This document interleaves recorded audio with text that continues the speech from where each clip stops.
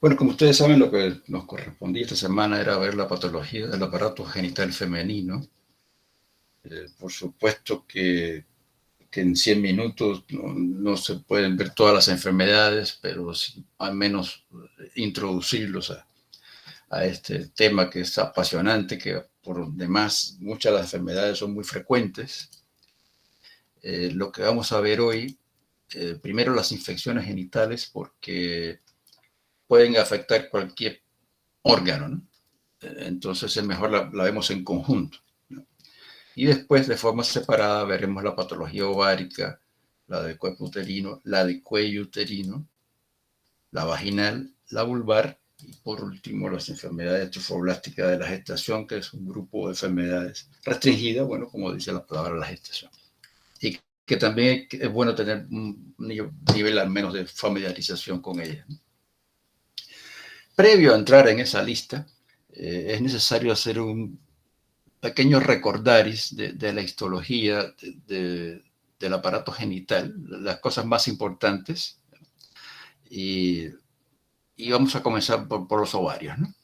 En el caso de los ovarios, es una estructura compleja porque hay varias cosas que ustedes quizás se recuerden de histología. Y claro, está el óvulo con los folículos que pueden ser los primordiales, o los secundarios, el folículo de Graf y después los atrésicos, y el cuerpo lúteo, pero deben recordar que sobre todo se ve más en el folículo de Graf, está la famosa capa granulosa y las tecas internas y externas, y además está el estroma por fuera de eso, ¿no? Entonces, esas son estructuras que vienen de los cordones sexuales y es importante recordarlas porque tienen relación con tumores que se llaman igual que las estructuras porque se parecen mucho. Además de eso, el ovario, recuerden, tiene un epitelio superficial que se llama epitelio celómico o epitelio de Müller, y ese también da lugar a diferentes tumores. Y por otra parte, el óvulo mismo, así el ovocito, también como célula germinal, bueno, pues hay una serie de tumores que son originados a partir de esa célula. Entonces, eso es importante tenerlo en cuenta. Acá, por ejemplo, tenemos la trompa de Falopio. Esto es un corte transversal.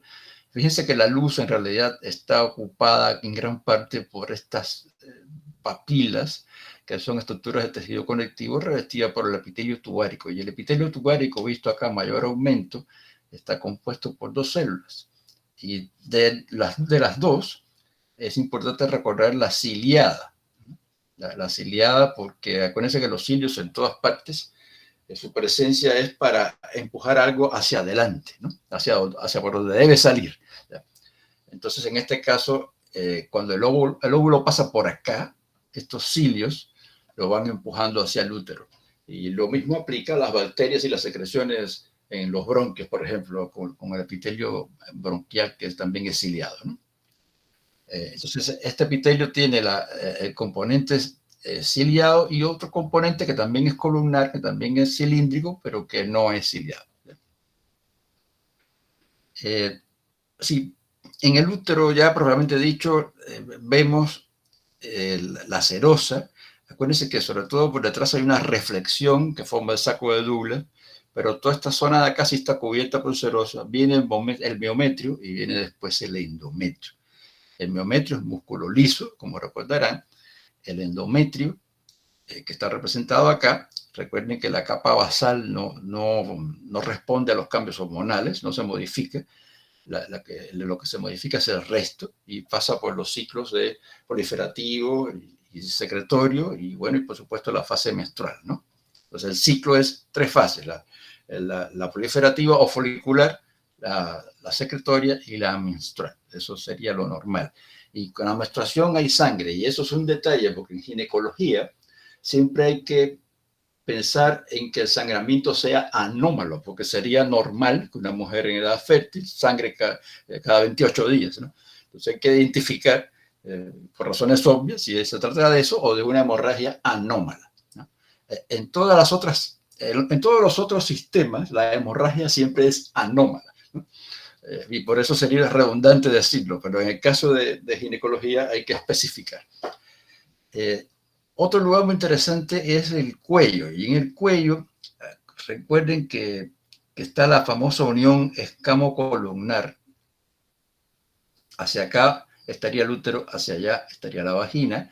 Entonces esto que viene acá es epitelio columnar, que es epitelio glandular, y como en otros lugares que ustedes recuerdan de histología, hay un componente que es de superficie y glándulas abajo, ¿no? Y eso se continúa con el escamoso, que vendría a ser el exocervix, ¿no? Entonces, esto es endocervix y esto es exocervix. Sin embargo, si se fijan, aquí hay una glandulita, entonces algo raro está acá. Esta glandulita no está revestida por el otro epitelio que le correspondía. Y es que esta es una zona de metaplasia escamosa. Y eso, en realidad, lo tienen todas las mujeres, prácticamente es fisiológico. Y reviste mucha importancia porque en esta zona de transformación epitelial, donde hay esta metaplasia escamosa que está reemplazando al epitelio endocervical, es que ocurre el cáncer del cuello con más frecuencia, ¿no? Y veremos eso con más detalle después.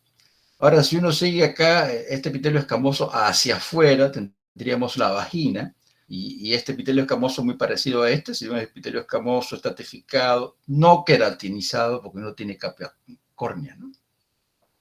Y eso lo diferencia de la vulva, porque la vulva prácticamente es piel, y por lo tanto tiene capa córnea, incluso con su granulosa y todo, ¿ya? Después por debajo. Y no solo eso, tiene también glándulas sebáceas o pilosebáceas. Bien, entonces, habiendo hecho ese recordaris, vamos a ver las infecciones del aparato genital femenino. Hay tres grupos grandes, y esto es muy bueno para ubicarse, ¿no? Hay un grupo que se restringe al aparato genital inferior. Estas infecciones son muy frecuentes, pero generalmente no producen secuelas graves. Entonces tienen mucha morbilidad, pero hasta ahí, ¿no? Y producen molestias, claro, pero no tienen complicaciones importantes. Hay otro grupo que sí afecta no solo al inferior, sino al aparato superior. Y ahí sí tenemos o podemos tener secuelas graves, ¿no? Entonces, fíjense cuáles microorganismos son culpables en ambas situaciones, porque eso es relevante, ¿no? Por otra parte, hay infecciones, sobre todo por los virus de VPH, de alto riesgo, que representan infecciones por oncovirus, ¿no? Y en este caso no tenemos una manifestación inflamatoria de la infección, lo que tenemos es una transformación neoplásica, que más se ve en el cuello uterino, en la vagina y en algunos de los de vulva. Entonces, lean entre líneas ahora un detalle, que va a servir para después. Si decimos que algunos de los de vulva, quiere decir que probablemente la mayoría de carcinomas escamosos de la vulva no están relacionados con el VPH. Eso es bueno saber. Entonces vamos a comenzar por este grupo primero, por el grupo de gérmenes que producen infecciones del aparato genital inferior. Por lo tanto, molestan mucho, pero no son muy graves, ¿no? Vamos a centrarnos primero en estas tres. Fíjense que si uno revisa el cuadro clínico en este caso, puede darse cuenta que lo que más hace la diferencia es la característica de la secreción. Porque sí, es cierto que la moniliasis, acuérdense que monilia es idéntico a cándida, ¿no? Son sinónimos. Es verdad que puede ser muy pruriginosa, pero eso no quiere decir que acá no haya prurito. En realidad en todas se pudiera ver eritema. Eritema es enrojecimiento. Y vamos, sí es verdad que la trichomona con más frecuencia duele, ya sea por vía de la dispanuria o la disuria, ¿ya? Pero claro, si tienes una moniliosis con erosiones y úlceras, probablemente también duele. Y fíjense que la trichomona, de hecho, a pesar de que sea mucho más escandalosa, algunas mujeres son asintomáticas, ¿no? Entonces, cuenta mucho acá las características de la secreción. Los ginecólogos la reconocen de verla. Esta secreción cremosa, algodonosa de la cándida, o la secreción amarillenta espumosa de la trichomona, o la maloliente verdosa de la vaginosis, que huele a pescado, ¿ya? Cuyo germen es la Gardnerella vaginalis, aunque en los cultivos se ven otros microorganismos, streptococcus, otros cocos, ¿ya? Entonces, bueno, fijarse en ese detalle y adicionalmente, en el caso de la trichomona, en algunos casos, la dilatación de los vasos sanguíneos del cuello, los superficiales, es tan extrema que produce este aspecto de cervix en fresa, y eso sí casi es característico, es casi diagnóstico.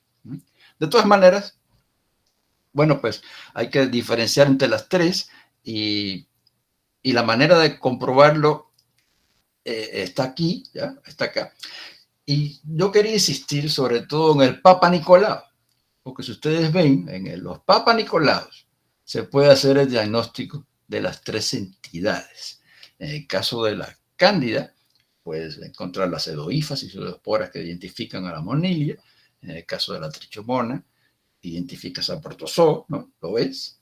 Y en el caso de la vaginosis bacteriana, puedes ver los cocobacilos gran negativo, pero incluso no te hace falta hacer la tinción de gran, sencillamente ver los cocobacilos dentro de las células epiteliales, las células escamosas infectadas.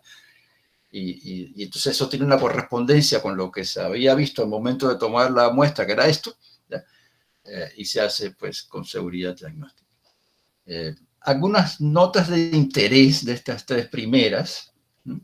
Fíjense, la moniliasis se ha demostrado transmisión sexual, pero esto no se considera una enfermedad, una ETS. No se considera una ETS porque de hecho la cándida pertenece a la flora normal. Entonces, algunos factores pueden predisponer a la infección, al desarrollo de la enfermedad, ¿no? Como ustedes ven ahí. En el caso de la tricomoniasis sí se considera una ETS, ¿no?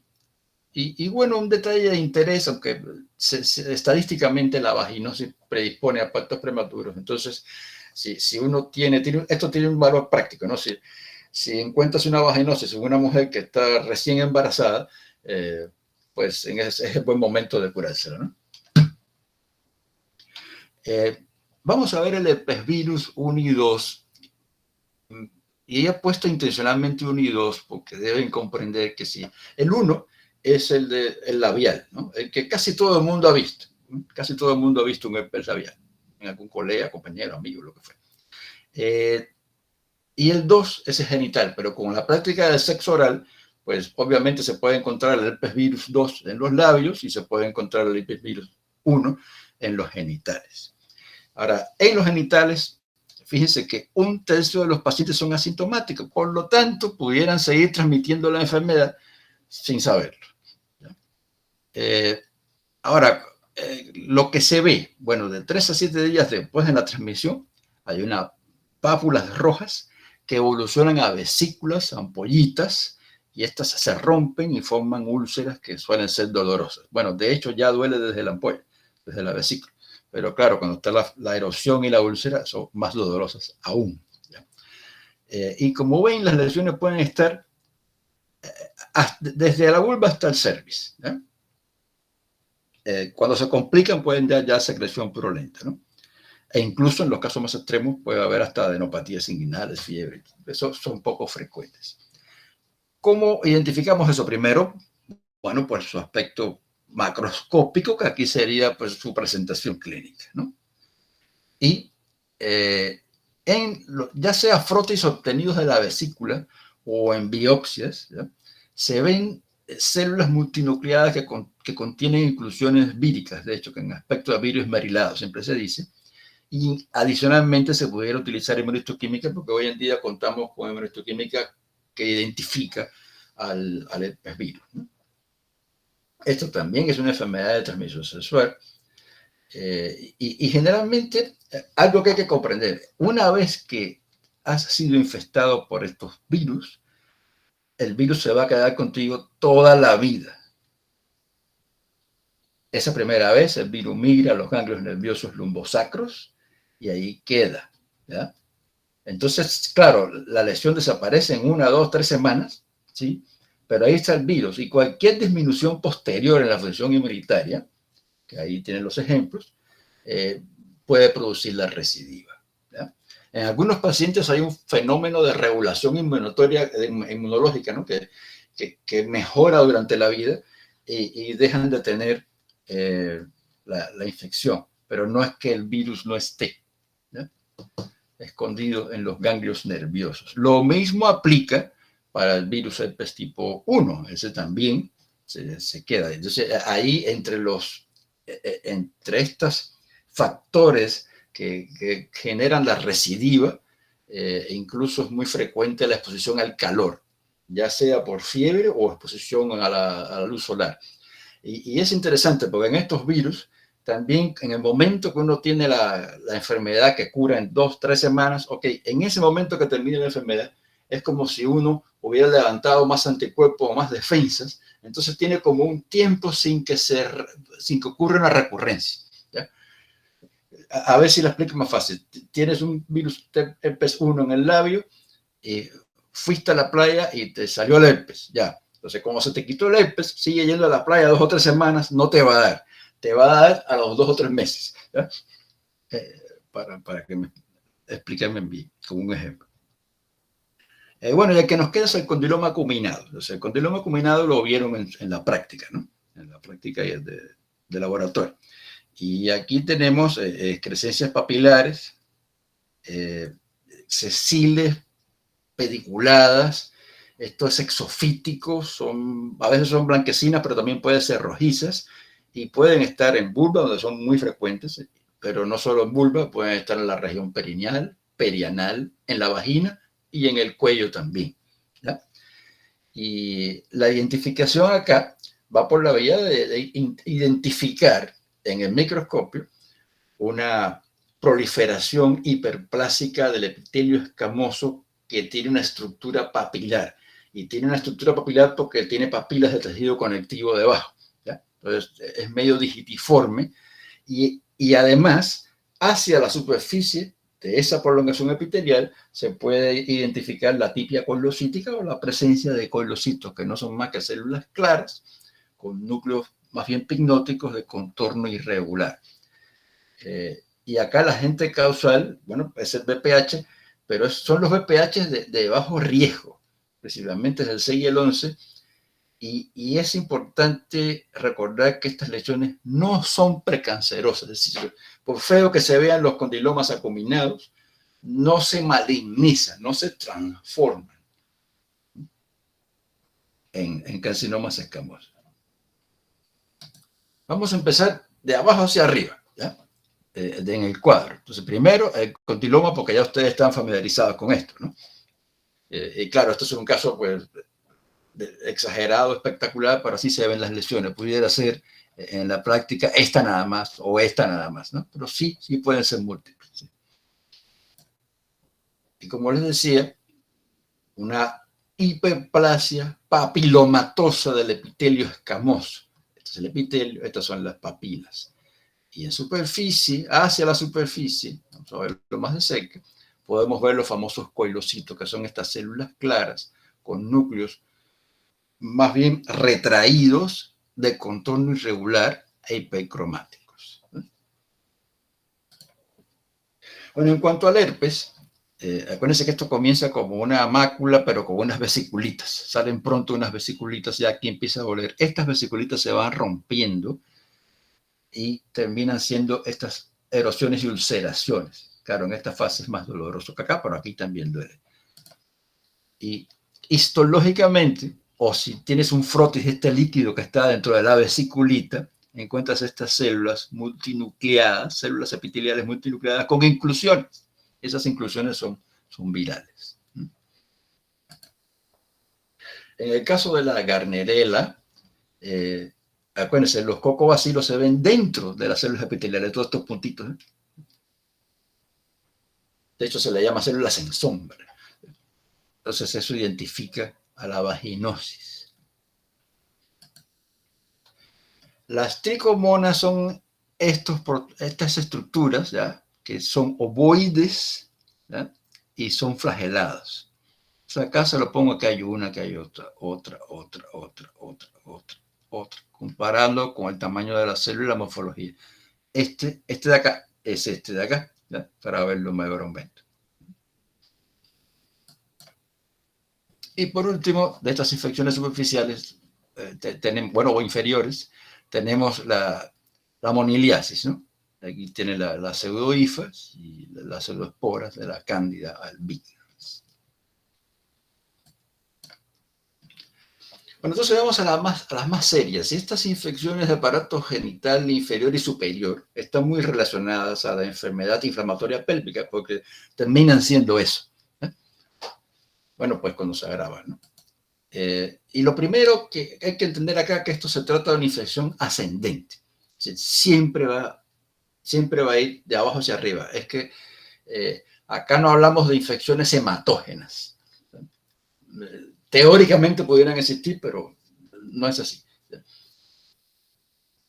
Entonces la infección aquí siempre es ascendente y la mayoría son por transmisión sexual, si son ETS. Claro, también hay infecciones puerperales e incluso algo que no está acá. También puede haber, por ejemplo, con el uso inadecuado de tampones, también se puede tener una infección seria del aparato genital. Los agentes biológicos, que ya lo habíamos visto en el cuadro inicial, son la Neisseria, la clamidia y otros bacterias, sobre todo, ¿no? El estafilococo, estreptococo coliformes y hasta incluso el Clostridio perfringens.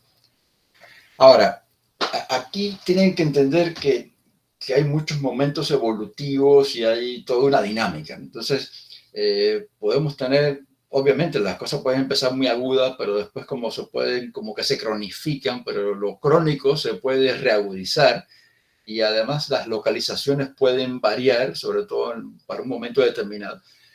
Y es por eso que pudiéramos tener cosas como salpingitis supurativa o esa supuración compromete no solo a la trompa, sino también el ovario. Entonces tenemos una óforosalpingitis o una salpingoforitis y puede ser también supurativa, pero imagínense que esa supuración ahora está en una colección ya de pus, entonces un absceso tubovárico. Pero imagínense que no es una colección de pus, sino que es una inflamación aguda combinada con la crónica, pero ya con fibrosis y adherencias, entonces se llama complejo tubovárico. Y así, ¿no?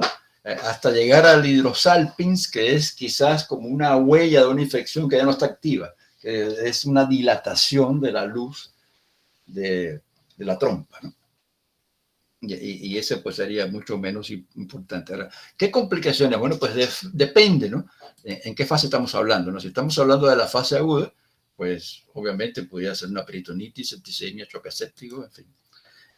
Y si es crónica, ya las complicaciones van más por la vía de la fibrosis. Y la fibrosis ahí en la pelvis, con cierto nivel de inflamación crónica, puede producir esterilidad, abortos, embarazo ectópico por bloqueo tubovárico, adherencias a otros órganos que pueden a su vez generar dolor e incluso, por ejemplo, obstrucción intestinal. Entonces, esto es una enfermedad que sí puede dejar secuelas importantes y por lo tanto es importante tratarla agresivamente de los primeros momentos que se identifican. Bien, pasemos a la patología ovárica. Lo primero que vamos a ver son los quistes foliculares y del cuerpo lúteo. Esto es muy fácil. De hecho, es un poco arbitrario decir qué cosa es un folículo quístico o qué es un quiste folicular. Entonces, la mayoría de los textos de patología ponen 2 centímetros o 2.5 centímetros para decir, bueno, más de eso es un quiste. La relevancia que tiene esto cuando son pocos quistes es que cuando crecen pueden romperse. Y si se rompen, pudieran generar un hemoperitoneo. Y eso es una urgencia, ¿no? Médica. Por otra parte, los quistes foliculares forman, cuando son muchos o son múltiples, forman lo que se llama el síndrome de ovario poliquístico, o es el sustrato morfológico de eso, ¿no? antiguamente denominado síndrome o conocido como síndrome de Stein-Leventhal. Este síndrome, lo veremos después, o casi inmediatamente, y los tumores ováricos, ¿no? Entonces, como había mencionado desde el comienzo, es importante saber que los tumores ováricos pueden ser epiteliales, pueden ser de células germinales o pueden ser de los cordones y estromas sexuales. Insistiremos en eso en un rato. Entonces, en cuanto al síndrome de ovario poliquístico, bueno, pues es importante estar familiarizado con este síndrome porque, fíjense, se caracteriza por afectar a pacientes jóvenes y como dije, el sustrato morfológico es que hay múltiples quistes foliculares, ¿no? Pero esos quistes están produciendo hormonas, entonces hay un androgenismo que se manifiesta por hirsutismo muy grave, pero además la cosa se complica porque hay anovulación, falta de menstruación, infertilidad, obesidad, acné, disminución de la libido. El tratamiento de esto es hormonal, ¿no? Pero tienes que identificar el síndrome para entonces decir, bueno, pues le hago una ecografía porque como estos son múltiples quistes en el ovario, aquí macroscópicamente y acá microscópicamente, lo cierto es que se dejan ver en imágenes. Y ya con eso tienes el diagnóstico. En algunas ocasiones hay algunos ginecólogos que prefieren asegurarse, porque no siempre se ve tan bien, y se hace una biopsia en cuña del ovario a ver si hay quistes múltiples, ¿no? El tratamiento no es quirúrgico, ¿eh? El tratamiento es contrarrestar con píldoras el androgenismo, ¿no? Y los tumores de ovario sí son algo un poquito más complejo. Repitiendo, tenemos los del epitelio, que hoy en día se dice que en realidad la mayoría de estos tumores epiteliales no son de este epitelio, sino más bien vienen de las fimbrias. Ok, pero lo tradicional es que venga originado supuestamente en el epitelio celómico, que cubre el ovario también, como dije, llamado epitelio de Müller. El otro grupo de tumores son los tumores de células germinales. Acuérdense que las células germinales, tanto las masculinas como las femeninas, son capaces de producir a la larga a todos nosotros. Por lo tanto, tienen un potencial de hacer cualquier tipo de tejido, incluyendo los tejidos placentarios. Y además también por ahí pudieran ser un tumor que se parezca a ellas mismas, ¿no? Entonces, veremos eso con detalle. Y están estas estructuras que derivan de los cordones sexuales, ¿no? Que los cordones sexuales son estructuras primitivas, embrionarias, ¿no? Pero son las que dan lugar al estroma del ovario, llamado estroma sexual, y a la granulosa, la teca interna y la teca externa de los folículos, ¿no? Entonces tenemos que ver ese grupo de tumores. Y ahora, para irnos relacionando con los nombres, ¿ya? Los tumores del epitelio, los epiteliales, son serosos, mucinosos, endometroides de células claras y de células transicionales. Los tumores de células germinales son el digeminoma, el tumor de saco vitelino o tumor de senos endodérmicos, carcinoma embrionario, corocarcinoma, teratoma. Fíjense, es la misma lista que vimos en el testículo. Lo único que el digeminoma no se llama seminoma, pero son idénticos. Y vendría después los tumores de los cordones sexuales o el estroma sexual, ¿eh? Que a saber son los tumores de células de la granulosa, los tecomas, los fibromas y los tumores de células de Sertoli y Leydig. Hay más, pero vamos a dejarlo ahí, ¿eh? Entonces comenzaremos con los tumores epiteliales del ovario. ¿Ya? Algunas verdades acerca de ellos. Miren, el 80% son benignos y se presentan en mujeres jóvenes. Los malignos se ven en mujeres de más edad. Eso clínicamente es útil, ¿no? En los serosos, se llaman serosos porque el componente epitelial tumoral, es similar al epitelio tubárico, ¿ya? En los mucinosos, el componente epitelial tumoral produce moco y es similar al epitelio del endocervis o del intestino. Los endometrioides está claro, ¿no? Se parecen al endometrio. Los transicionales se parecen al urotelio. Acuérdense que todo el epitelio que reviste el sistema colector renal, uréteres, vejiga y la porción proximal de la uretra es de células transicionales, ¿no? Y en los de células claras no se parece a nada, ¿no? ¿Cómo son? Bueno, pues son sencillamente con células claras. Y además ayuda a su identificación cuando las células no son tan claras, la expresión de napsina A. ¿Ya? Entonces, es por eso que se llaman serosos, mucinosos, endometrioides, transicionales de células claras. ¿Ya? Y de células transicionales. Ok, ahora vamos a ver. Los tipos histológicos todos, ¿ya?, se subclasifican en benignos si no hay atipia ni estratificación del epitelio, borderline con atipia y estratificación sin infiltración del estroma, y malignos con invasión. Siempre, en cualquiera de estos tumores, va a venir acompañado de este apellido que es el que es quizás más importante que el nombre, ¿ya? ¿Es benigno, es borderline o es maligno? ¿Ya? Los malignos pueden ser de bajo grado o de alto grado, ¿ya? Dicho eso, todos los tipos histológicos, todos, representan variabilidad en su componente quístico, sólido y estromal.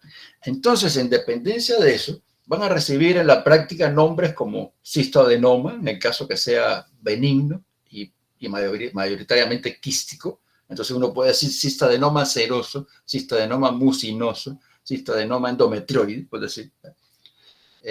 Ahora tiene un componente más estromal, entonces cistoadenoma fibroma, cistoadenofibroma, adenofibroma, que es lo mismo, pero al revés, pero sin componente, este es más sólido, ¿no? Y si tenemos un carcinoma que predomina el componente quístico, entonces se llama cistadenocarcinoma. Y si es casi todo sólido, se va a llamar carcinoma. Entonces, esto, como que no hay que volverse loco con esto, sencillamente entender que los colegas usan los nombres en dependencia de la característica del tumor. Lo importante es que el tumor es uno de los tipos histológicos, por decir, es mucinoso, y es benigno, borderline o maligno, ¿no? Ahora, el más frecuente de los carcinomas es el seroso. Y aquí hay un detalle que siempre es bueno recordar, que las mutaciones germinales heredadas, ¿no?, de BRCA1 y BRCA2 aumenta la susceptibilidad a esta neoplasia de cáncer de mama. Recuerden el caso de Angelina Jolie. Entonces, fíjense, por ahí como que pueden ir fijando que si es un tumor epitelial y es una mujer joven, lo más probable es que sea benigno, ¿no? Porque el 80% son benignos. Ahora, también es bueno saber que el carcinoma de ovario prototipo, el más frecuente, es el seroso, ¿no?, que es el que se relaciona con el BRCA. Entonces, vamos a tener un par de ejemplos ahora de esto. En este caso, bueno, pues tenemos un tumor que más o menos mide 8 centímetros quizás. Es un tumor quístico, superficie lisa, no está infiltrada por nada que se vea macroscópicamente. Y cuando se abre, es quístico, en realidad es medio multiquístico porque tiene como quistes hijos, ¿no? Pero bueno, es un quiste grande, predominantemente quístico. En realidad la cápsula aquí está un poco engrosada, pero no es que haya zonas sólidas. Y uno muestrea esto y se encuentra, bueno, pues el estroma, y está revestida esta superficie por este epitelio, que es cúbico y que tiene hasta una tendencia a que tener un cilio, entonces como que se parece un poco al epitelio de la trompa. Y bueno, estos son, como es, uno podría decir tumor quístico seroso benigno, ¿ya? Bueno, y también puede decir cistoadenoma seroso, ¿ya? Y tenemos una contraparte, que es el más frecuente de los carcinomas epiteliales y en realidad el más frecuente de todas las neoplasias malignas en el ovario, ¿ya?, que es el carcinoma seroso, ¿no?, el tumor seroso maligno, ¿ya? Y bueno, y como ven acá, cuando uno lo abre, este es un poco más sólido, además está infiltrando la cápsula acá, ¿no? Y claro, la composición celular también es más, hay más células, en este caso con una clara estructura papilar. Si uno lo ve a este aumento, uno no podría decir si es benigno, eh, borderline o maligno, porque en realidad no, en esta foto no se ve infiltración, pero en esta sí se ve infiltración. Se ve que los nidos estos tumorales están infiltrando este estroma, pero no solo eso, digamos, las células tienen francas características de malignidad, porque tienen los núcleos enormes, irregulares, con pérdida de la relación núcleo-citoplasma, con plomorfismo celular y nuclear, y hasta con mitosis atípica, ¿no? Bueno, entonces los elementos clínicos de estos tumores serosos del ovario, ¿no? Las cosas generales. Primero, efecto de masa, ¿no? Lo cierto es que los benignos pueden ser enormes, pueden tener 20 centímetros de diámetro. Entonces, no por eso son malignos. Si pueden ser tan grandes, pueden generar dolor, obviamente. Ahora, fíjense qué curioso. Los malignos, pero en ocasiones los borderline también, se disemina a cavidad peritoneal produciendo la carcinomatosis peritoneal. Noten que una histología borderline todavía puede comportarse de una manera más agresiva. Entonces, esto es un fenómeno estadístico, ¿no? Si es carcinoma, con mucha frecuencia va a haber carcinomatosis peritoneal. Si es borderline, en pocas ocasiones. Pero igual como puede haber, entonces el borderline, si le dice a un ginecólogo que el tumor es borderline, está obligado a hacer un estadia.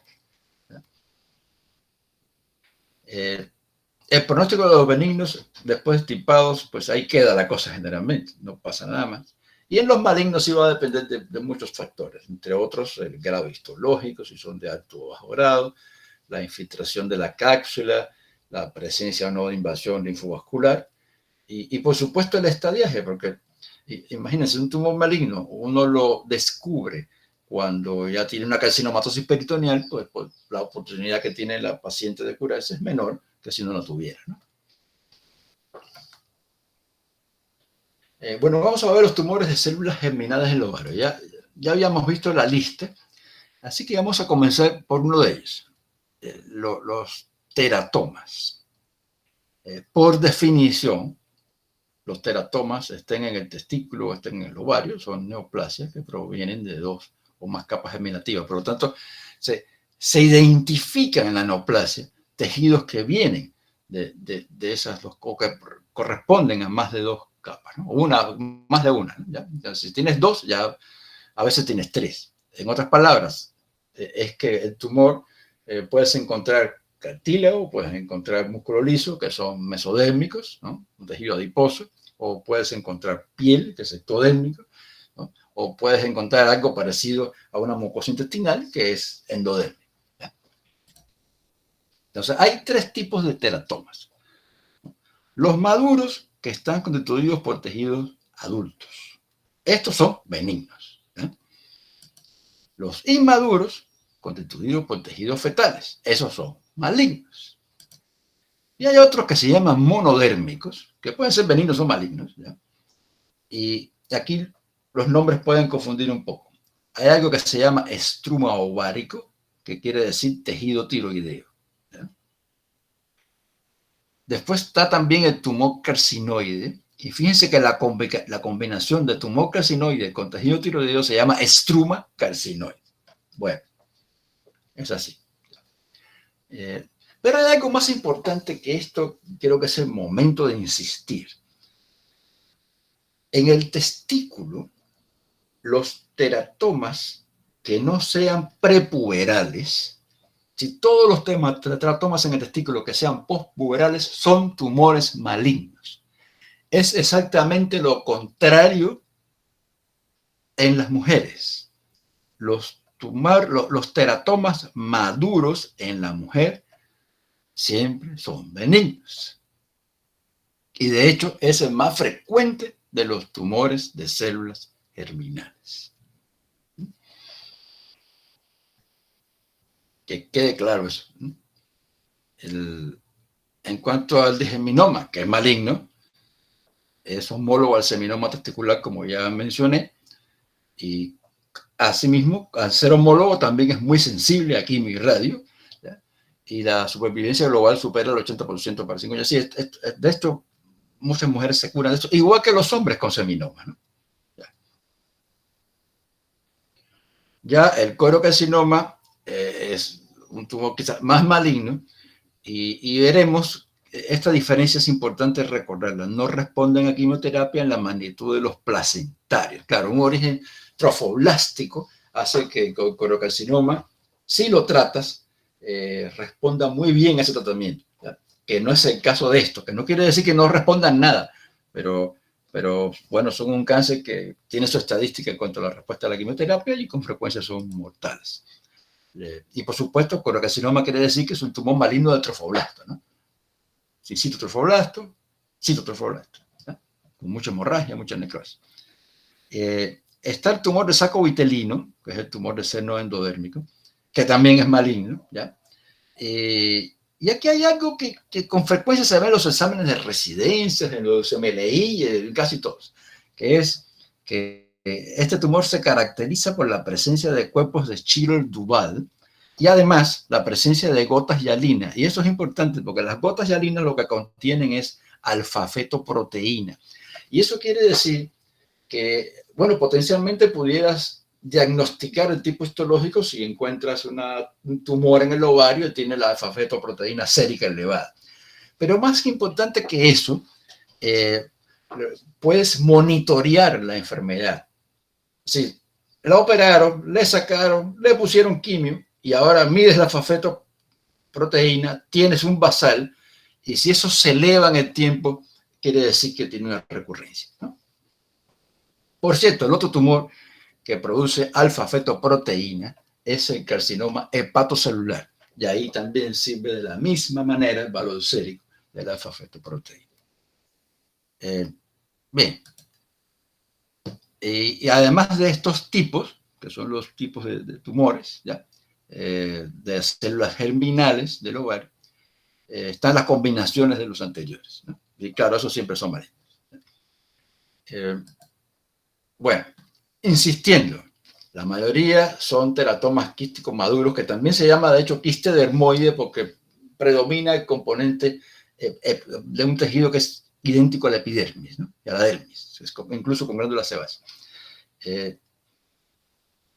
Y son más frecuentes en mujeres de edad fértil y recuerden, son benignos y son la mayoría. Entonces, todo el resto aparecen en mujeres más jóvenes y niñas y en esto sí predominan los malignos. Entonces, un teratoma maduro quístico, o también llamado quiste dermoide, aquí está abierto, es el quiste, ¿no? Y fíjense cómo hay una zona sólida y acá tenemos muchos pelos, ¿no? Entonces, esto tiene como un material sebáceo y muchos pelos, y el material sebáceo está producido por las glándulas sebáceas, que tiene ese epitelio que se parece a la piel, es idéntico, ¿ya? Y de hecho, es capaz de formar pelos, porque tiene no solo sebáceos, sino son unidades pilosebáceas, ¿no? Acá tienen uno abierto, aquí tienen los pelos, pero incluso aquí tienen formaciones dentarias. Es decir, esto es bien surrealista, hasta donde pueden llegar estos tumores. Y de hecho yo le comentaba a mis alumnos de práctica de laboratorio que en la antigüedad se consideraba que cuando una mujer tenía esto, se suponía que había sido pues víctima de una brujería, o más espectacular aún, esto era el producto de una relación adúltera de esa mujer con el mismísimo demonio, ¿no? Con el diablo. El diablo se había hecho pasar por el esposo, entonces había, este era el producto de esa relación, ¿no? Entonces, vean, histológicamente, esto es como piel, con todas sus capas, ¿ya? Y aquí tienen un montón de glándulas sebáceas, pilosebáceas, que son las que producen el material sebáceo y los pelos.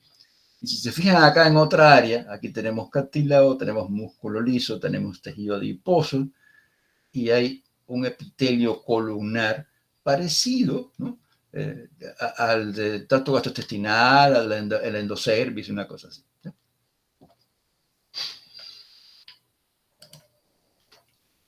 Entonces, algunas características de los teratomas adicionales, ¿no? Pueden ser bilaterales, de hecho lo son, en el 10 a 15%. Y esto es un detalle para exámenes sofisticados, no creo que se lo vayamos a preguntar acá, pero es una de las causas de la encefalitis límbica paraneoplásica. Esto le gusta preguntarlo mucho a los de los STEPS. ¿Y cuál es el detalle? Que en este caso sería una encefalitis límbica de naturaleza autoinmune, porque el tumor, porque pueden ser virales, etcétera, ¿no? Pero el tumor puede contener elementos del sistema nervioso central, ¿no? Tejido nervioso. Entonces lo expone al sistema inmunológico y entonces el sistema inmunológico reacciona contra eso y también contra su tejido similar en donde debía estar dentro del encéfalo. Entonces, y por esa conexión es que le gusta preguntarlos. Y acuérdese ese detalle del Chiller-Duval y las microgotas hialinas. Aquí tiene las microgotas hialinas. Y este cuerpo de Chiller-Duval no es más que un vaso sanguíneo que está rodeado por células tumorales. Hay un espacio claro que a su vez está revestido por fuera por células tumorales, ¿no? Entonces, es una estructura medio glomeruloide, se reconoce y es famosa, ¿no? Entonces, puede verse en los exámenes. Entonces, nos falta el grupo de tumores de los cordones sexuales y el estroma sexual, ¿no? Los importantes son estos 4. Entonces, empezando por los tumores de células de la granulosa, yo puse en rojo esto acá para acordarme de decirles que es tumores de células de la granulosa, no de células granulosas. Porque tumor de células granulosas es otra neoplasia que tiene que ver con los tejidos blandos, ¿ya? Entonces, es de la granulosa, ¿ya? Y es así porque se parece a la capa granulosa de los folículos, ¿no? De los folículos de grasa. Es decir, las células son irregulares, con unas hendiduras así parecidas como granito de café. El citoplasma relativamente escaso. Y tienen un detalle. Entonces, por eso se llama tumor de células de la granulosa, porque se parecen a la granulosa. En muchos de los tumores forman estas estructuras, se agrupan como si estuvieran tratando de rodear un ovocito, ¿no? Eso se llama cuerpos de Kallerner. ¿Ya? Ahora, macroscópicamente son tumores con componentes sólidos y quísticos. ¿Ya? Ahora, vamos a ver algunos detalles. Miren, algunos de los tumores producen estrógeno, ¿ya? Y con eso, en las niñas producen pubertad precoz y en los adultos riesgo de lesiones proliferativas mamarias, neoplasia endometrial y carcinoma endometrial, como saben, ¿no? Y de todas maneras hoy verificaremos eso en el endometrial. Y de acá hay otro razonamiento que hacer. De hecho, en el orden clínico y un poco morfológico, aunque en realidad se parecen mucho, hay una forma juvenil de este tumor de células de granulosa. Es decir, hay una forma juvenil y una forma adulta. Ahora, algo que sí hay que saber es que todos son potencialmente malignos, pero ojo, los patólogos no podemos predecir eso. No podemos, cuando estudiamos un tumor de células de la granulosa, la histología no permite diferenciar entre lo que se va a comportar como benignos o como malignos. Entonces, es una de esas pocas situaciones en que un médico demuestra su ignorancia si le pregunta al patólogo, pero ¿este tumor es benigno o es maligno? ¿Qué es maligno? Es usted. Ahora, también para recordar, cuando son malignos se comportan más bien como si fueran de bajo grado, ¿no? Entonces, pueden generar increíblemente recurrencia muchos años después que se ha extirpado el original, ¿no? Bien, otra cosa, así como la alfa-fetoproteína sirve para monitorear los casos de tumor de senos endodérmicos, la inhibina sirve para monitorear los casos de tumor de células de la granulosa. Y no solo eso, si el tumor está difícil de identificar histológicamente, porque una cosa es lo que uno le enseña a ustedes, que son presentaciones muy típicas, y otra cosa es la realidad, donde a veces los tumores no se dejan identificar por el patólogo. Entonces hay herramientas hoy en día para ayudar a los patólogos, y una de ellas es la inmunistoquímica, que es muy socorrida, y entre todos los marcadores con los que se cuenta está la inhibina, que identifica a todos estos tumores de los cordones sexuales y del estroma sexual. Bien, entonces, el importante quizás es el tumor de las células granulosas, digamos, a nivel de pregrado, y de los otros hay que saberse cosas puntuales, ¿no? De los otros tumores del estroma y los cordones sexuales. Entonces, los fibromas son benignos, ¿ya? Ahora, los fibromas están compuestos por fibroblastos, por lo tanto no producen hormonas, porque los fibroblastos lo que producen son fibras de colágeno, ¿no? Y hay un detalle, 40% se asocian a citis que nadie sabe bien por lo que es. Ahora, si además de la citis hay hidrotórax derecho, entonces se llama síndrome de Meigs, ¿ya? Y este síndrome de Meigs es bien infrecuente en la práctica, pero bastante frecuente en los exámenes. Bueno, por la rareza, ¿no? Más bien los exámenes de propedéutica, ¿no? De medicina interna, ¿no? Y los tecomas también son benignos, pero estos sí producen hormonas. Ahora, de hecho, los puros son infrecuentes y por lo tanto el término fibrotecoma es perfectamente lícito. Y bueno, recordar que la mayoría de tumores de células de sector Leydig, que también se llaman androblastomas, se manifiestan por masculinización, y 5% o menos de 5% de hecho se comporta de manera maligna, ¿no? Entonces, la mayoría son benignos. Bien, pasamos al cuerpo uterino. En el cuerpo del útero vamos a revisar estas entidades que ustedes ven en la lista. Así que comenzaremos por el fenómeno de Arias Stella. Dicho sea de paso, en el libro no está así como una entidad. Así que prepárense a tomar nota acá. Bueno, el asunto es que vale la pena decirles que Javier Arias Stella, que falleció hace 2 años, fue peruano, ¿no? Y un peruano muy ilustre, ¿no? Porque de hecho es el médico latinoamericano más citado en la literatura médica mundial, que no es poca cosa. Y eso se debe a este artículo que apareció en esta revista Archive of Pathology en 1954. Entonces, esto obviamente, como yo le dije a mis estudiantes de práctica laboratorio, esto fue un golazo, ¿no? Porque tuvo tanto impacto que terminó siendo lo que está en rojo, ¿no? Ahora, este médico obviamente también produjo una serie de publicaciones, investigaciones que no tuvieron este impacto, pero que eran muy buenas, y además tuvo una vida política intensa, ¿no? Entonces, pues, fue un peruano muy ilustre, esa es la verdad, ¿ya? Bueno, acá está el doctor Arias Stella, y todavía existe el Instituto Arias Stella.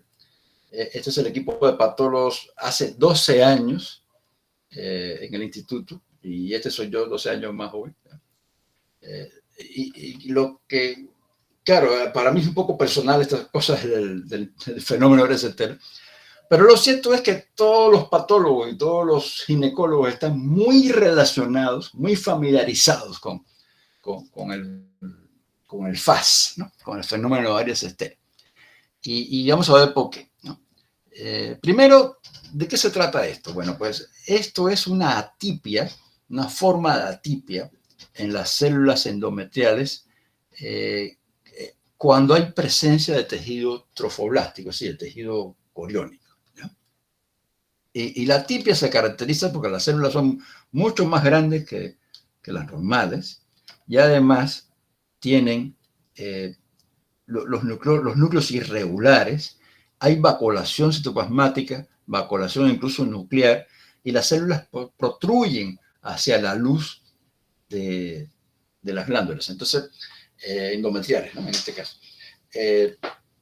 Eso, antes de la publicación del artículo, se confundió muchas veces con malignidad. ¿Ya? Entonces, hoy en día eso ya no ocurre porque, como dije, todos los patólogos están muy, muy familiarizados con esto, ¿no? Pero antes sí, sí ocurrió. Bueno, ahí está lo que les he dicho, ¿no? En cuanto a la descripción morfológica de esto.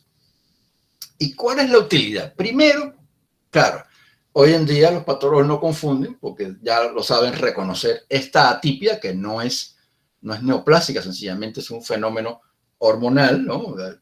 Inducido por las hormonas y por el embarazo mismo, ¿no? Por eso se relaciona con la presencia de tejido trofoblástico. Pero hay una cosa más importante que sí tiene muchísima vigencia. Es que ¿qué pasa cuando una mujer está embarazada y tiene algo que pudiera ser un aborto, tiene un sangramiento, no se para el sangramiento, entonces ya parece que fue un aborto, efectivamente, y le hacen un legrado. Entonces, si le hacen un legrado y te encuentras esto al costado del tejido trofoblástico, bueno, pues no hay nada que decir, ¿no? Era lo de esperar. Pero ¿qué pasa si no hay tejido trofoblástico? Entonces, si no hay tejido trofoblástico, hay dos explicaciones. Una es que en el aborto ya todo lo que era trofoblástico, placentario y fetal ya se fue, ya salió, ¿ya? Y queda la reacción endometrial. Bueno, esa es una. Pero la otra es que nunca hubo tejido trofoblástico allí. El tejido trofoblástico puede estar en otro lugar, por decir, la trompa. Entonces, este fenómeno de varicela, cuando uno se lo reporta a un ginecólogo y le dice, no hay trofoblasto, el ginecólogo va a pensar, bueno, probablemente ya salió todo. Sí, pero por si acaso, vamos a revisar las trompas porque pudiera tener un embarazo tubárico.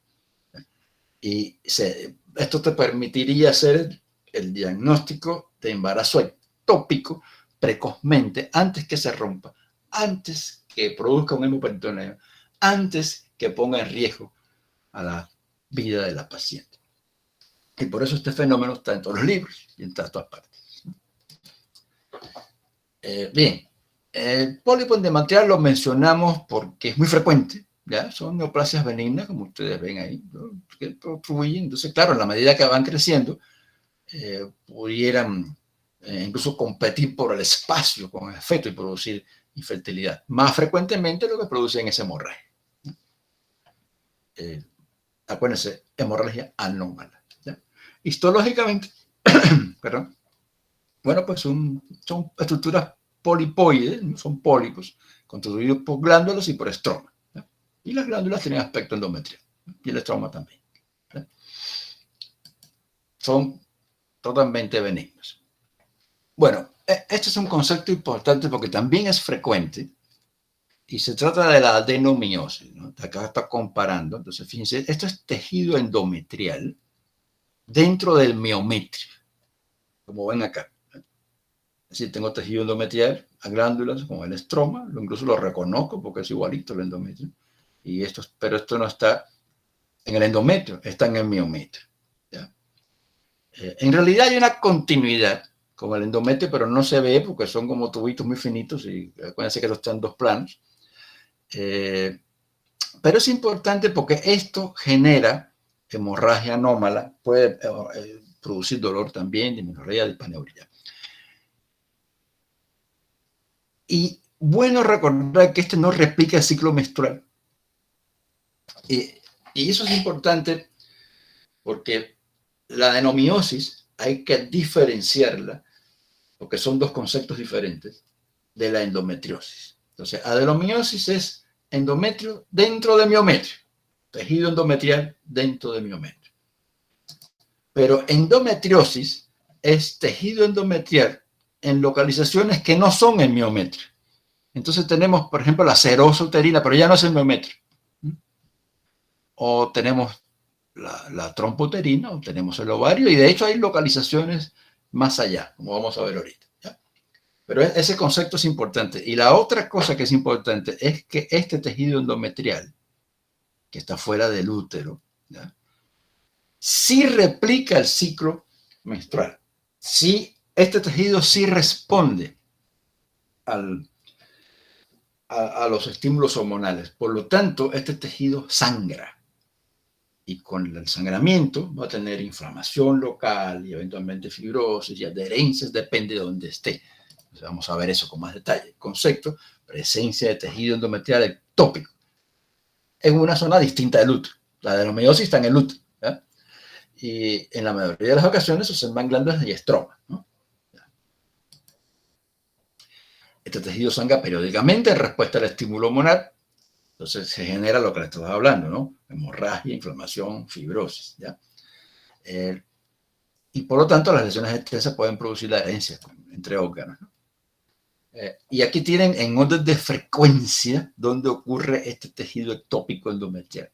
Ovarios, ligamentos uterinos, tabique recto vaginal, fondo de saco, peritoneo pélvico, serosa intestinal, apéndice secal, mucosa del cervix, vaginal y de trompas. Y además cicatrices de la paratomía. ¿Ya?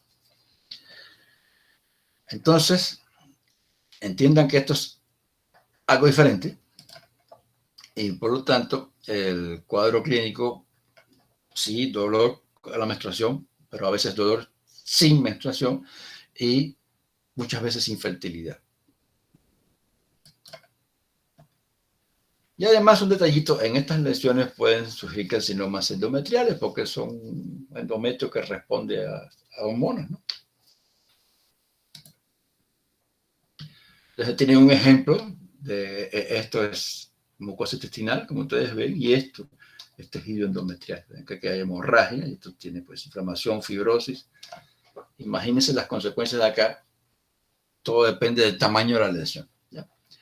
Ahora, dos hallazgos macroscópicos que son los clásicos, ¿ya?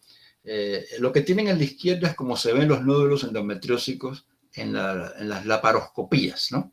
Entonces ahí los ginecólogos te dicen endometriosis, porque ven estos nodulitos que son medio que azules, medio que rojos, violáceos, ¿no? Entonces, y tejido inflamado alrededor, son focos endometriósicos múltiples, en este caso serosa del útero y otras serosas, ¿no?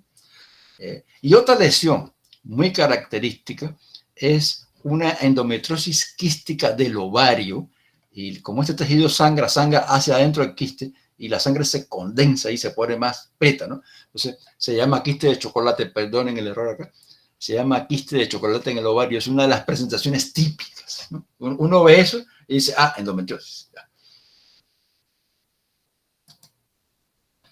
Bueno, los leiomiomas son tumores muy frecuentes, incorrectamente llamado por los profanos fibroma, pero no son fibromas, son originados en músculo liso, entonces son leiomiomas.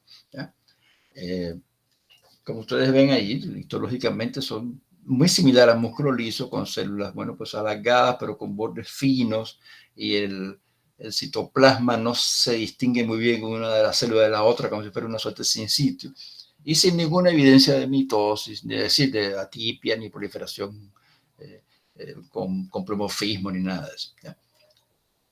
Entonces, estos leiomiomas, macroscópicamente siempre se ven así, son, o casi siempre, ¿no? Son blanco-grisáceos y unos cortes son de aspecto arremolinado.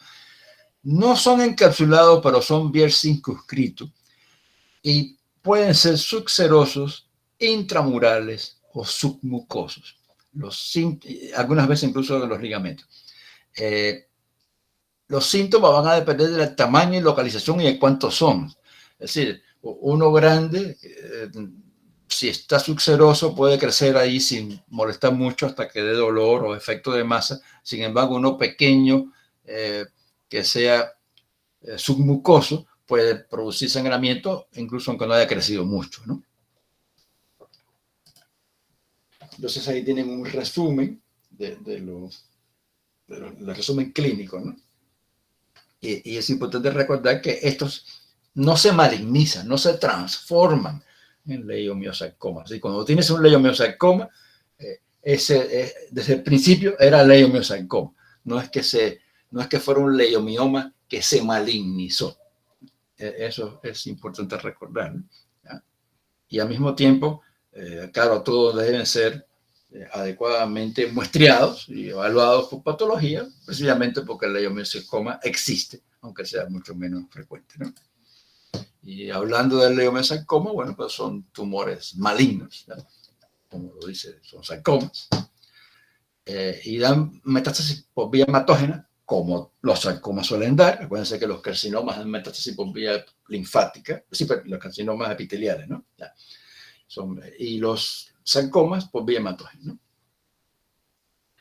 Y claro, son leiomyosarcomas porque a pesar de su polimorfismo y de su anaplasia, se dejan reconocer todavía, ya sea con hematoxilina eosina o con inmunistoquímica, como originados en músculo liso, ¿no?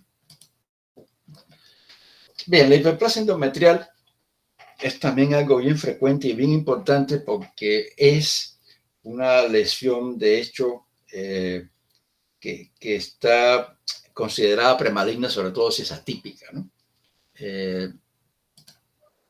¿Y qué consiste?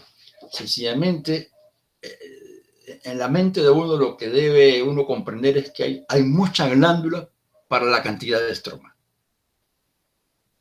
Claro, la proliferación glandular hace ver chiquito el estroma. Entonces, quiere decir que la relación, el ratio glándula-estroma es alto, ¿ya? Y el problema es ese, que es una lesión que es precursora habitual del carcinoma de endometrio, al menos de uno de sus tipos, ¿ya? Entonces, esa es la definición, ¿ya?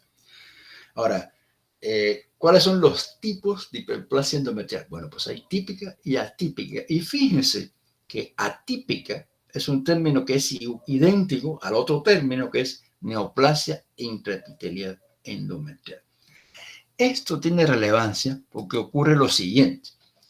Si uno diagnostica en un legrado una hiperplasia atípica, que todavía no invade nada, ¿no? Es una neoplasia intraepitelial endometrial, pero es intraepitelial, ¿ya? Si le sacan el útero, en la mitad de los casos se va a encontrar carcinoma, ¿ya? ¿Qué quiere decir? Que con un diagnóstico de hiperplasia endometrial atípica hay que hacer histerectomía, siempre, ¿no? En cualquier circunstancia, ¿no? ¿Y qué ustedes creen que hizo, que motivó que le hicieran el legrado? Pues sangramiento anómalo. Lo que hacen estas hiperplasias es sangrar, ¿ya? Entonces, insistiendo, bueno, pues macroscópicamente vas a tener un engrosamiento del endometrio, que como es una hiperplasia va a ser difuso, va a afectar a toda la superficie endometrial, a toda la mucosa. Entonces el endometrio puede llegar pues, a tener pues, 2 centímetros de espesor, ¿ok? Pues, ya con 10 pues, va a ser hiperplásico. Y acuérdense que hay la típica y la típica. En las dos va a haber más glándulas que lo normal, comparado con la cantidad de estroma. Pero en la atípica, eso es más exagerado con este fenómeno back-to-back que vimos también en el carcinoma de próstata, por ejemplo, ¿ya? En donde las glándulas se pegan tanto que parecen que comparten una pared. Y además, fíjense que aquí las células son mucho más hipercromáticas que acá y además ya han perdido su orientación, ¿no? En algunos casos. Entonces, acuérdense que hiperplasia típica es histerectomía. Ahora, ¿cuál es la causa de esto, ¿no? Es siempre, en el caso de la hiperplasia, es siempre la estimulación estrogénica prolongada, ¿ya? Este estrógeno puede ser exógeno o endógeno. Entonces, eso nos lleva a varias situaciones, ¿no? A trasfondo clínico. Todas esas circunstancias que pueden generar un incremento en los estrógenos, ¿ya? Pasando por la obesidad, la menopausia que se queda sin compensación de progesterona, el famoso síndrome de Stein-Leventhal, ¿no? Los tumores de célula granulosa, lo acabamos de mencionar, y claro, ni hablar de la terapia sustitutiva. Y hay otro elemento que es común a la hiperplasia, al carcinoma endometrioide de endometrio. Paréntesis, fíjense, carcinoma endometrioide de endometrio. Quiere decir que en el endometrio probablemente haya carcinomas que no son endometrioides, ¿no? Cierro paréntesis. ¿Ya? Entonces, es frecuente a ellos dos la pérdida de función del petén. Esta mutación, más bien lo que genera es que las células endometriales respondan más al estrógeno. Entonces, aquí tendríamos dos elementos que actúan sinérgicamente. Primero, tenemos un hiperestrinismo, es decir, hay una producción incrementada de estrógeno por alguna de estas causas que tenemos ahí en el trasfondo. Ya. Pero además, el tejido endometrial ahora responde más al estímulo estrogénico. ¿Ya? Entonces, eso es lo que está en el fondo de la hiperplasia endometrial y del carcinoma endometrioide, ¿no? Y ahora van a entender por qué eso es tan importante. Pero cuando vemos los carcinomas de endometrio, hay tipos patogénicos. Fíjense, no se confunden. Tipos patogénicos no es lo mismo que tipos histológicos. Y vamos al tipo 1. El tipo 1 representa la mayoría de los tumores de endometrio. Ahora, son carcinomas endometrioides de bajo grado. Entiéndase, grados de FIGO 1 y 2, que son lo que se clasifican como bajo grado. Entonces, concuerda con eso, pues como son de bajo grado, bueno, la tendencia es a que crecen lentamente y la invasión superficial del miometrio no es profunda, es superficial, y el pronóstico es favorable.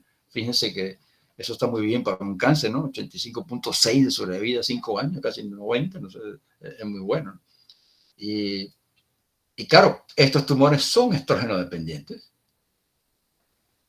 Y fíjense, típicamente están predecidos por una hiperplasia endometrial. ¿Ya? Entonces, esto es, fíjense, la mayoría de los tumores del endometrio son de este tipo 1. ¿Ya? ¿Ok? Pero está el tipo 2. El tipo 2 no está relacionado con los estrógenos. ¿Ya? Entonces, si es endometrioide, es grado 3. O de subtipos histológicos no endometrioides, entiéndase, serosos, carcinosarcomas, células claras, mixtos, bueno, ya. Tienen tendencia a la pobre diferenciación tumoral, así la mayoría son de grado 3 también. Y, por supuesto, a la invasión miometrial profunda, y invasión linfovascular, y más metástasis, a ganglios, a todas partes. Y peor pronóstico comparado con los del tipo 1. Fíjense que la diferencia es bastante importante, de 90 a 60. ¿Ya? Ahora, estas neoplasias frecuentemente ocurren en la presencia de un endometrio atrófico. Claro, porque es que no hay hiperplasia endometrial porque no dependen de los estrógenos. ¿Ya? Y presentan mutación en el P53 en vez de presentar la mutación PT. ¿Ya? Ahora, para ponérselos de una forma más amigable, está este cuadrito, donde más o menos es lo mismo, pero se entiende mejor. ¿Ya?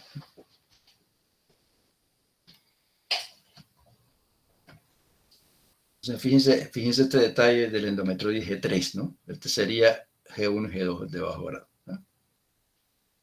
Esto es difícil porque, claro, cuando tú dices perimenopáusica y posmenopáusica, bueno, son dos momentos diferentes, pero lo cierto es que es estadístico, ¿no? Para un paciente determinado no vas a saber bien si es uno o el otro. Entonces siempre hay que, pues, muestrearlo, ¿no? Obviamente. Pero estas diferencias sí llevan a diferencias terapéuticas, ¿eh? Porque los endometrioides, si uno los descubre en estadios tempranos donde no hay infiltración del miometrio o no hay infiltración importante del miometrio, entonces probablemente con la cirugía ya resuelve. Y se puede monitorear a la paciente nada más. Esto siempre va a ser quimioterapia.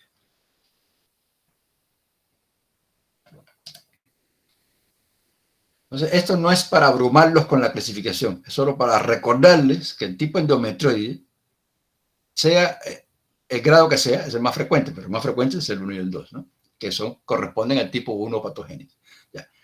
Y siempre acuérdense que los carcinomas serosos y carcinomas células claras, ese nombre siempre va asociado a peor pronóstico. Entonces, como este es el más frecuente, bueno, pues lo veremos, ¿no? Fíjense que representa pues, casi el 80% de los casos. Entonces noten, está compuesto por células columnares altas que se parecen a dónde. Si se llama endometrioide, pues al endometrio normal. Fíjense, con atipia variable, ahora veremos eso, que forman estructuras glandulares alineadas pared con pared, bueno, también lo vimos sin estroma intermedio, y puede haber áreas sólidas. Y es que en dependencia de la atipia y en dependencia del porcentaje de áreas sólidas, es que se decide cuál es el grado. Entonces funciona, y claro, la mayoría tiene receptores, ¿no? Porque si no, ¿cómo van a ser estimulados? Ahora, ¿cómo es que funciona lo de los grados? Ya. Uno se fija en el porcentaje del patrón sólido, este que está acá. Ya. Entonces, si es menos del 5%, uno dice grado 1. Entre 6 y 50%, grado 2. Y si es de más del 50%, grado 3. Ahora, si hay atipia severa en uno de estos dos, entonces sube de un grado. Es decir, si tengo un grado 2 calculado por el porcentaje de patrón sólido, pero tiene una atipia severa, lo llevo a grado 3. ¿Ya? Eso sería cómo es que funciona. ¿Ya? Acuérdense que los grados 1 y 2 corresponden al tipo patogénico 1 y los grados del endometrioide, ¿no? Y los grados 3 corresponden al tipo patogénico 2. Bueno, un ejemplo de carcinoma endometrioide está bastante avanzado, infiltrando miometrio. Y acá tiene pues un adenocarcinoma que sigue siendo endometrioide porque se parece al endometrio, pero que no tiene muchas zonas sólidas, pero sí tiene atipia, ¿no? Bueno, el cuello uterino. Estas son las enfermedades que vamos a revisar. Y acá vamos a hacer hincapié desde ahorita en dos cosas. Primero, que la famosa neoplasia intraepitelial cervical, que es también la lesión intraepitelial escamosa, es precursor de carcinoma escamoso.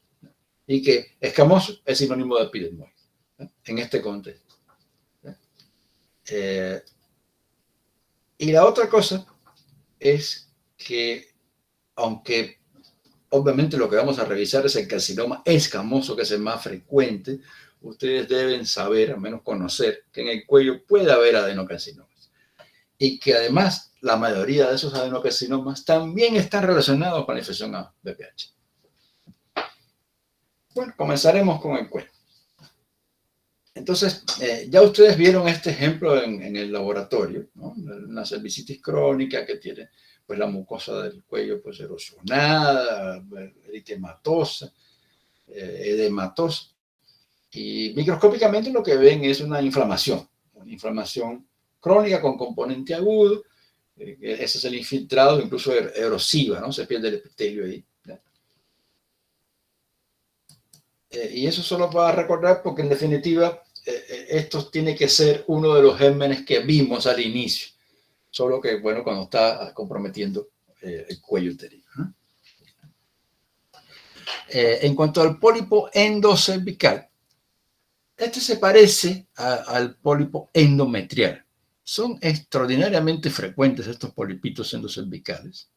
Son benignos, se originan en el canal y con mucha frecuencia, como ocurre acá, protruyen a través del orificio cervical. Y lo mismo, estroma con glándulas endocervicales, generalmente revestida la superficie por epitelio tipo endocervical, aunque a veces por epitelio escamoso metaplásico. ¿Ya? La clínica es que pueden ocasionar hemorragia vaginal, generalmente escasa, lo que las mujeres le llaman manchado, y por supuesto la extirpación es curativa y es lo que se hace. Ahora, claro, en patología del cuello, el caso del cuello pues es la diva, ¿no? Entonces, recordar que se encuentra más frecuente a nivel mundial en mujeres, que el factor etiológico más importante es la infección por PVH de alto riesgo. Se habla siempre de los tipos 16 y 18, hay 15 tipos más, Y esos son los tipos que identifican los PCRs actuales, ¿no? Y claro, hay cofactores, ¿no? Pero de todas maneras, esto se considera esta cáncer es en realidad una enfermedad de transmisión sexual, ¿no? Y acá un detalle muy importante, porque esto explica por qué el carcinoma escamoso es mucho más frecuente en el cuello que en la vagina, por ejemplo. Porque el virus, para llegar al cuello, tiene que pasar por la vagina. Pero el carcinoma ocurre con mucha frecuencia en el cuello y en la vagina no. En la vagina existe, pero son muy poco frecuentes, ¿no? Y es por esto. Entonces, el virus lo que va a infestar es la célula basal inmadura. Entonces, tiene que haber una exposición de esa célula para que el virus pueda llegar a ella. ¿Y cuál es el entorno perfecto para que eso ocurra? Bueno, pues la metaplasia escamosa en el contexto de cervicitis crónica. Es por eso que la metaplasia escamosa es tan importante, ¿no? Y ahí sí el virus llega, y por eso la mayoría de carcinomas, estos BPH, son en el cuello, y no en la vagina, ni en la vulva.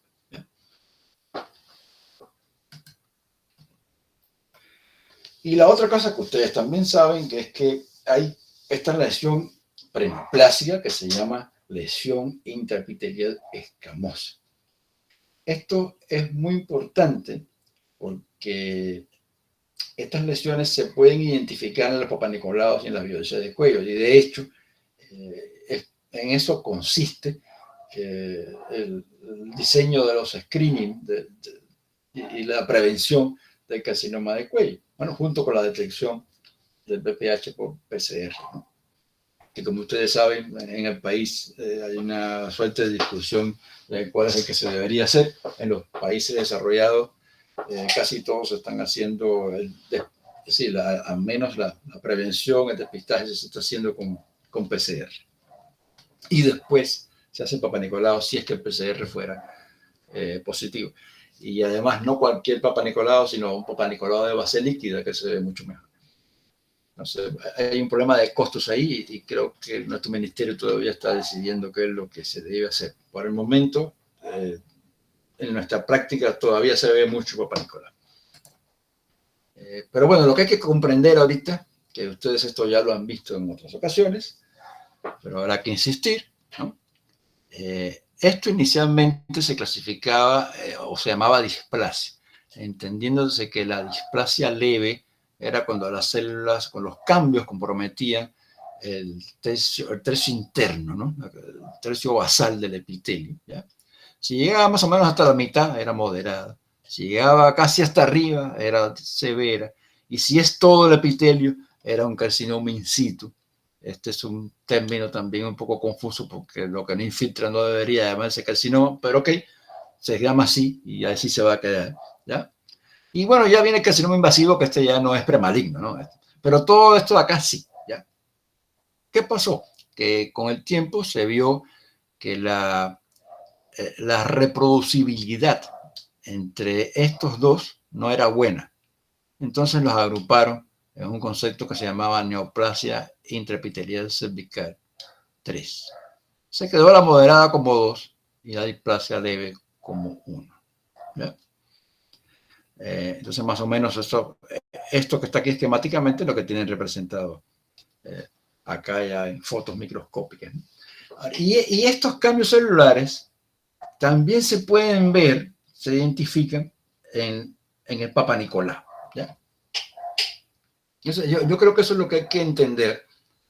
Y la cosa hoy en día, ¿qué ha pasado? Que si al principio dijeron que la reproducibilidad de estos dos no era, de diferenciar entre estos dos no era buena, también se dieron cuenta después que la reproducibilidad entre estos dos tampoco es buena. Entonces, que era mejor agruparlos acá a estos tres. Y quedó la cosa así, que es como se maneja hoy en día, ¿no? La lesión intraepitelial escamosa cervical puede diferenciarse en alto grado y bajo grado. Y fíjense, NIC2, NIC3 están todas en alto grado. incluyendo NIC3 a carcinoma in situ, ¿no? O sea, así ha quedado. Y hay un detalle que hay que aprender adicionalmente, es que la lesión de bajo grado, incluso en ausencia de displasia leve, si hay coilocitos, se considera pie de bajo grado, ¿ya? Claro, es poco frecuente eso, pero así es. Si hay coilocitos, aunque uno no vea displasia basal leve, igual se considera lesión interpetral de bajo grado. El impacto de esto es que de displasia moderada hacia adelante, ¿ya? Hay que hacer lo mismo. Entonces, todavía hay colegas que dicen, pero yo quiero saber si tiene un carcinoma in situ o si tiene una displasia moderada. Bueno, en realidad es para tomar una decisión muy personalísima, porque lo que dicen las guías es, bueno, de aquí en adelante se hace lo mismo, ¿ya? Acuérdense que de la displasia, desde que aparece el HPV con displasia leve a que surge el cáncer pueden demorarse 15, 20 años, ¿no? Entonces siempre hay tiempo ahí de... Los programas de detección han fallado por otras cosas más bien, ¿no? Por quizás falta de pericia en algunos centros, leyendo Papa Nicolau, poca adherencia de las mujeres, en fin. Se ha adelantado mucho, se han salvado muchas mujeres de carcinoma escamoso de cuello uterino, pero la verdad que no hemos salvado a todas las que había que salvar. Bueno, aquí tiene el carcinoma escamoso de cuello uterino, varias formas, pues es tumoral, ¿no? Destructivo, destruye el cuello, infiltra. Acá se ve infiltrando la pared, mucho más allá del 50% de la pared, ¿no? Incluso infiltrando el cuerpo del útero también, ¿no? Pero se ve que está centrado en el cuello, ¿no? Y bueno, es un carcinoma escamoso. Bueno, es un carcinoma escamoso se caracteriza, bueno, primero porque no forma glándula, sino fuera de, ¿no? Y lo otro es que eventualmente se le ven los puentes intercelulares y eventualmente tiene queratinización y forma estos nidos infiltrativos y las células tienen pues todas las características de malignidad que ustedes ya conocen. Visto más de cerca, bueno, pues son nidos infiltrando con pleomorfismo, núcleos grandes, núcleos hipercromáticos, núcleos prominentes y por ahí que alguna que otra mitosis atípica. La clínica, pues sangrado, dispaneuria, flujo maloliente, imagínense con una lesión tan destructiva en el cuello. Y un detalle a recordar es que estos tumores matan a las pacientes más por vía de la obstrucción de las vías urinarias, terminando en pielonefritis, uremia, que más que por la metástasis, ¿no? Potencialmente pueden dar metástasis, obviamente, pero con frecuencia las pacientes mueren por insuficiencia renal. Pasando a la vagina, en la vagina hay dos conceptos que hay que recordar.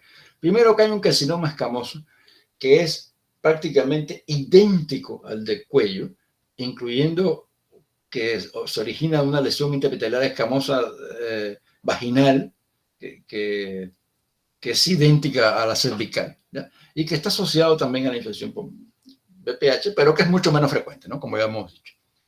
Y hay una lesión que se ve en niñas, que vale la pena saber, porque te pueden ir a consultar haciendo médico general, y es el radiomesarcoma embrionario, llamado sarcoma botroideo, ¿no?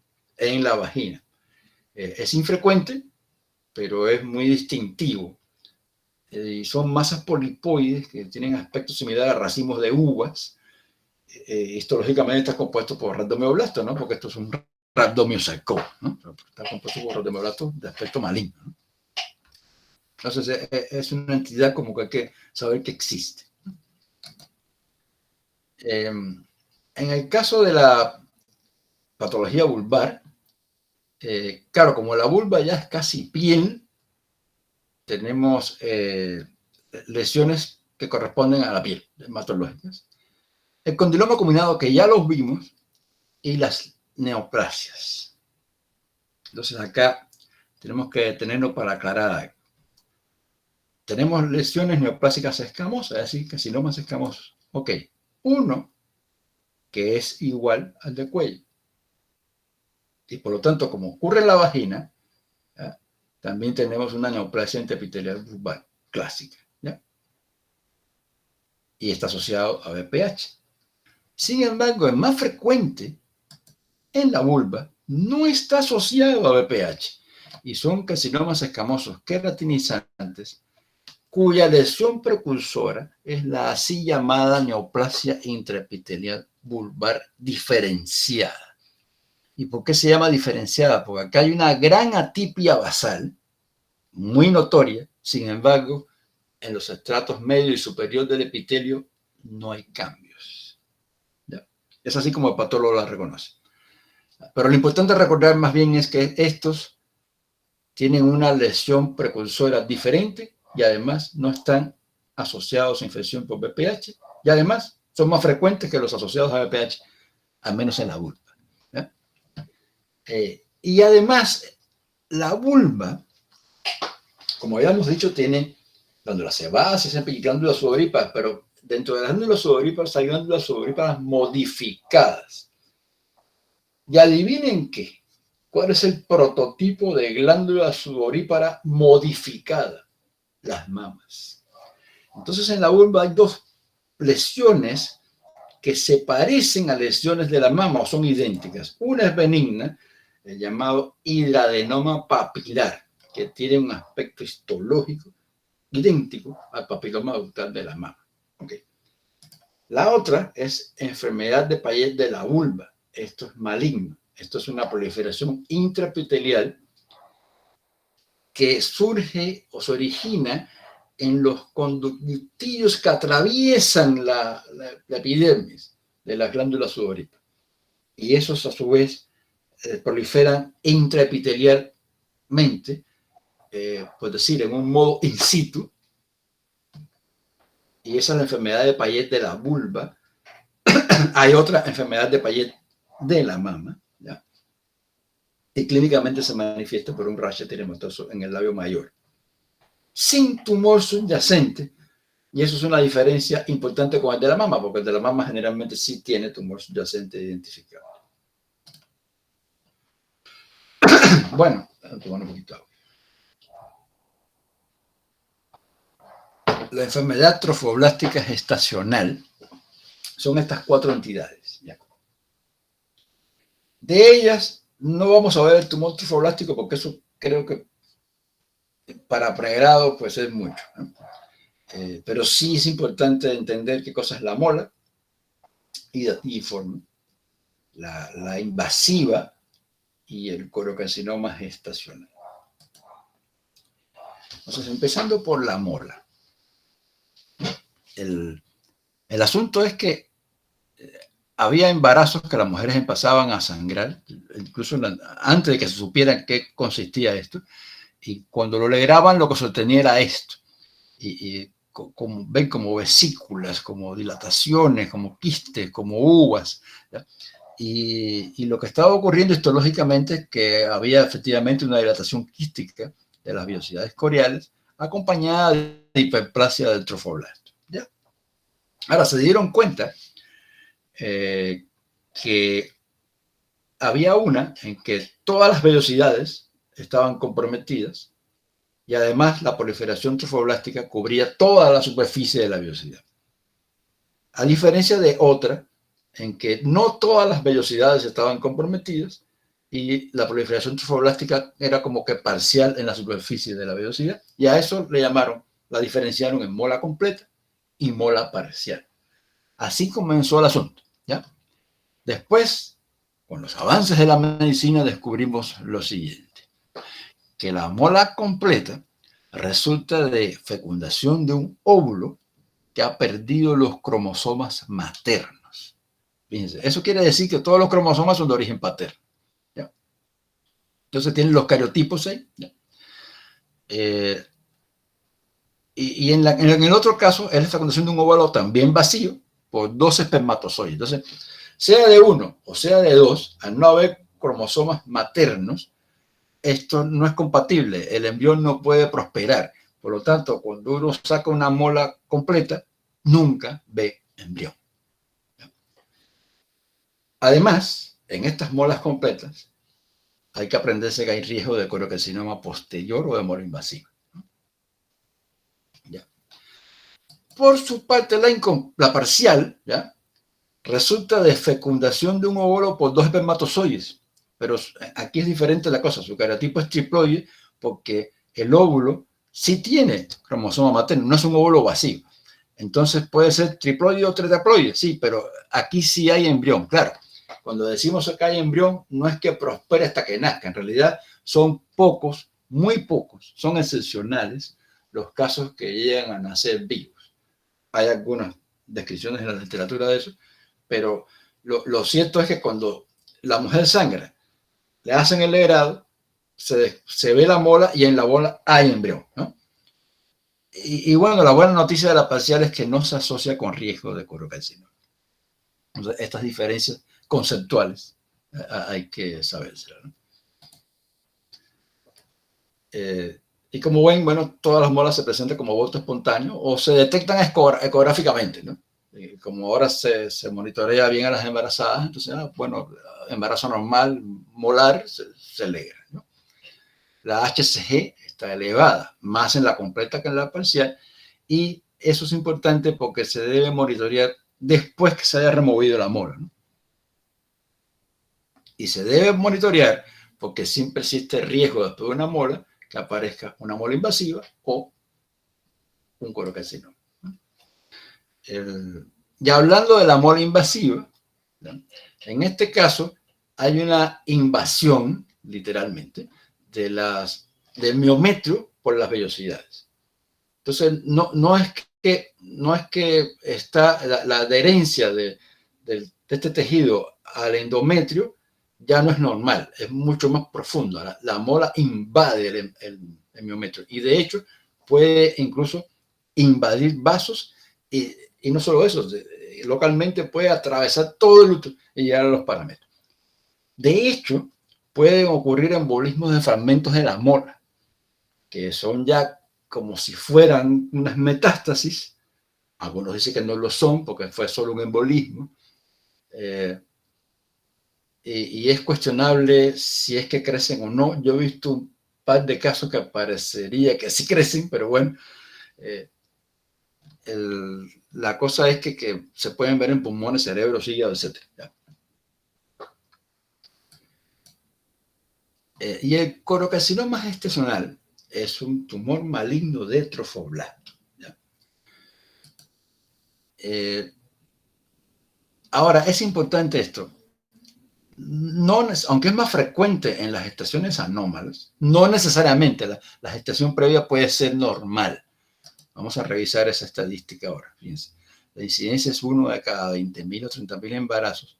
Ahora, 50% de los casos sobre molas completas, 25% sobre abortos,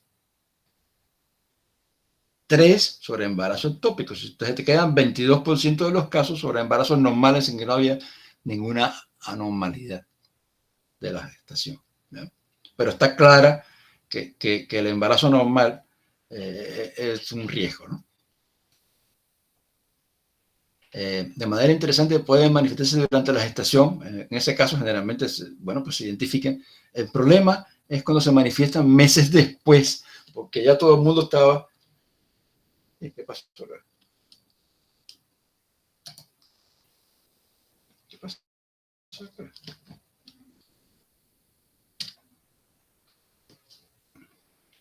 El problema es cuando se manifiestan meses después, ¿no?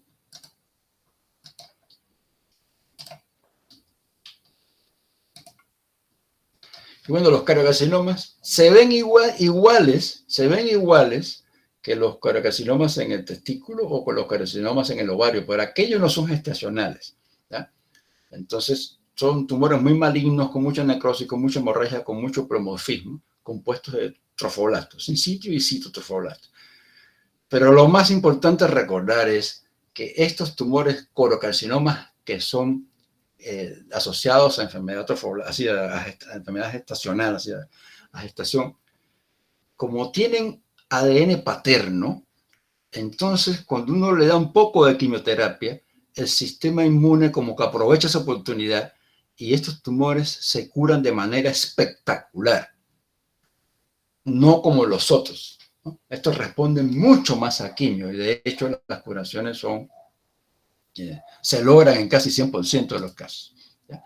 Entonces lo que hemos visto hoy, bueno, pues son las infecciones, la patología ovárica, lo de cuerpo, cuello uterino, vaginal, vulvar y la enfermedad trofolástica gestacional con diferentes modalidades.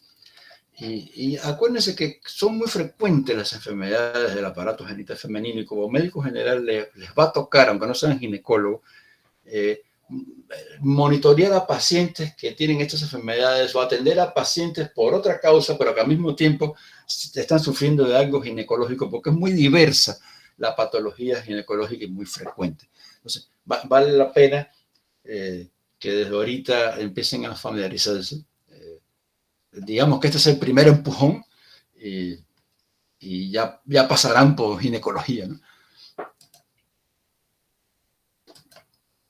Bueno, pues muchas gracias por la atención. A dejar de compartir.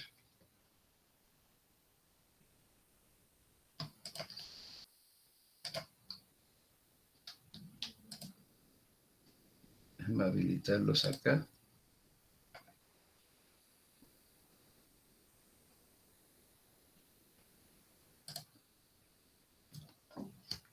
Bueno, si alguien tiene alguna pregunta, pues no nos tenemos que ir a ninguna parte.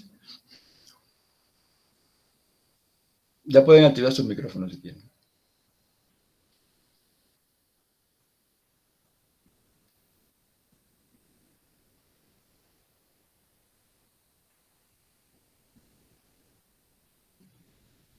Bueno, pues ya nadie tiene nada que preguntar, entonces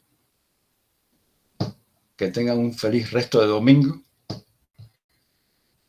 y prepárense para los exámenes.